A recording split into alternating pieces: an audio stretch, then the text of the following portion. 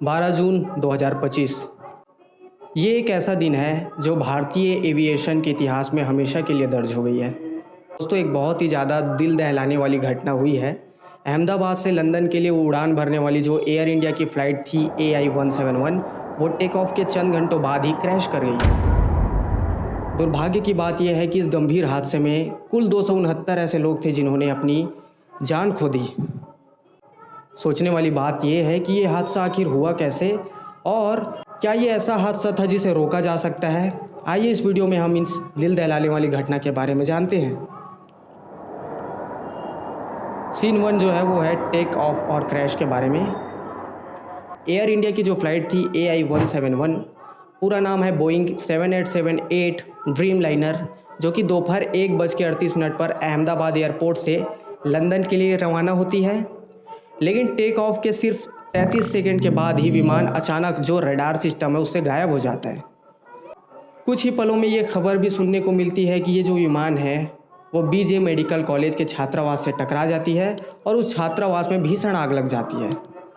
आसमान में एक धुएं का गुब्बार उड़ता है और ज़मीन पे चीखें गूंजने लगती है।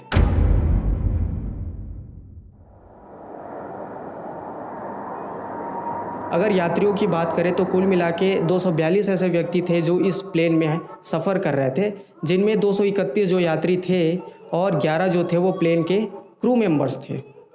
इन यात्रियों में अगर नागरिकता के हिसाब से अगर हम देखें तो फिर 169 थे लगभग वो भारतीय थे, 53 व्यक्ति जो फ़्लाइट में थे वो ब्रिटिश नागरिक थे, 7 जो नागरिक रहे वो पुर्तगाली और एक कनाडाई व्यक्ति भी इस विमान में बैठे हुए थे।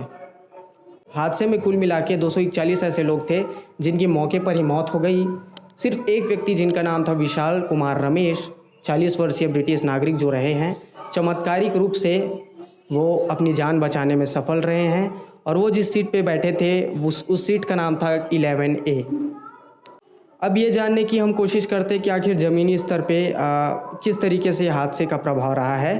तो केवल विमान ही नहीं, ज़मीन पे भी इस हादसे का असर हुआ है। जो मेडिकल कॉलेज के छात्रावास था उसमें तुरंत आग लग गया था, जिसमें लगभग 28 लोग जो कि स्थानीय थे, उनमें से भी अधिकतर जो छात्र थे उनकी मौके पर ही मौत हो गई और 41 जो अन्य नागरिक थे वे घायल हुए हैं, जिसमें से कई अब भी अस्पताल में बैठे हैं। यह हादसा इतना भीषण था, इसका आप अनुमान इस बात से लगा सकते हो कि जो वहाँ पे मलबा था उसी को हटाने में ही जो अधिकारी लोग हैं, मलबा हटाने वाले जो फायर ब्रिगेड्स हैं, उनको 7 घंटे लग गए। इस भाग में हम जानने की कोशिश करते कि आखिर ये विमान हादसा हुआ तो हुआ क्यों। फिलहाल जो है कि हादसे के पीछे की असली वजह की जांच DGCA और अंतर्राष्ट्रीय एजेंसियां कर रही है। लेकिन शुरुआती रिपोर्ट्स के अनुसार टेक ऑफ के दौरान या तो इंजन फेल हुआ होगा या नियंत्रण प्रणाली में कुछ खराबी आई होगी, ऐसा अनुमान लगाया जा रहा है लोगों के द्वारा। ब्लैक बॉक्स और कॉकपिट वॉइस रिकॉर्डर मिल चुके हैं जिसकी जांच अभी की जा रही है। अजीब बात यह है कि ये बोइंग 787 ड्रीम लाइनर की जो पहली ऐसी घटना है जो जानलेवा हुई है, जिससे सुरक्षा मानकों पर भी सवाल उठने लगे हैं, क्योंकि ये जो घटना थी वो बहुत ही निराशाजनक और दिल दहला देने वाली थी। इस घटना के चलते कुछ प्रतिक्रियाएं भी सामने आई हैं।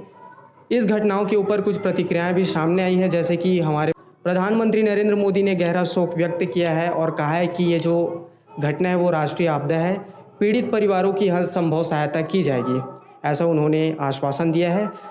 जो ब्रिटिश प्रधानमंत्री है उन्होंने भी संवेदनाएं प्रकट की है और भारत सरकार के साथ सहयोग करने का उन्होंने आश्वासन दिया है। साथ ही साथ जो बोइंग कंपनी है उन्होंने भी जांच में पूरी तरीके से सहयोग करने का आश्वासन लोगों को दिया है। ये तो रही हादसे की बात। अब जानते हैं कि इसके आगे होगा क्या। यह हादसा सिर्फ एक विमान दुर्घटना नहीं है, बल्कि 269 परिवारों की ज़िंदगी तबाह होने की कहानी है। ये जो हादसा है वो हमें इन चीज़ों के बारे में सोचने पे मजबूर करता है कि क्या हवाई सुरक्षा के जो मानक थे वो पर्याप्त रहे हैं। क्या जो विमान था वो टेक ऑफ से पहले पूरी तरीके से ठीक से जांचे गए थे ताकि उसमें खराबी ना हो। और ये भी बड़ा प्रश्न है कि क्या ऐसे हादसे दोबारा ना हो, इसकी कोई तैयारी की जाएगी। ये कुछ ऐसे प्रश्न हैं जो लोगों को चिंतित कर रहे हैं।